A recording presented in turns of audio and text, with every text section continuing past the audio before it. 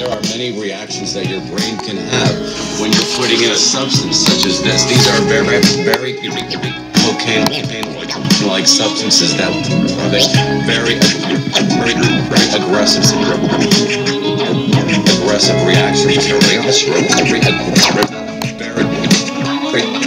Aggressive reaction within your brain, and the behavior that comes out of that could be anything from aggression to ripping off basically someone's face. Severe reactions, and they're not able to be tested.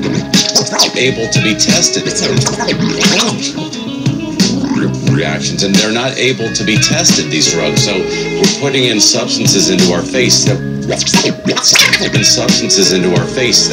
our bodies that we don't know what is going to happen when we do that. So when we do that. So when we use the name bath salts, which I guess is the street name,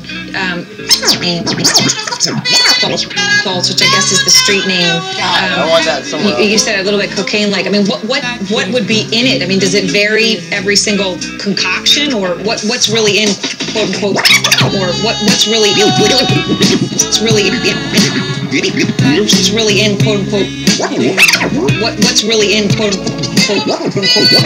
quote unquote bath salts?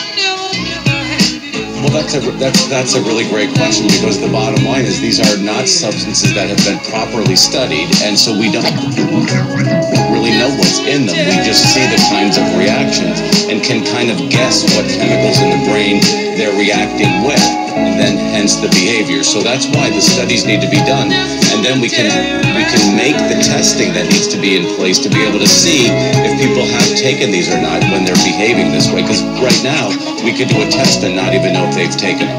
And my understanding is that the Eugene had been at some sort of a music festival. The police there had said that these bath salts were sort of something people were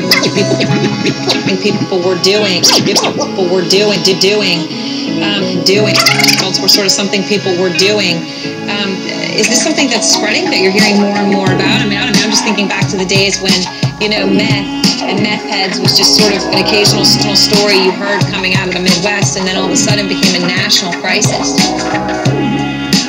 Absolutely. Over the past year, we've heard more and more, and I've had more and more patients with this type of issue. So they're out there. I think there's going to be a ban, if there isn't already, in the availability of them until the studies can be done and tests can be developed.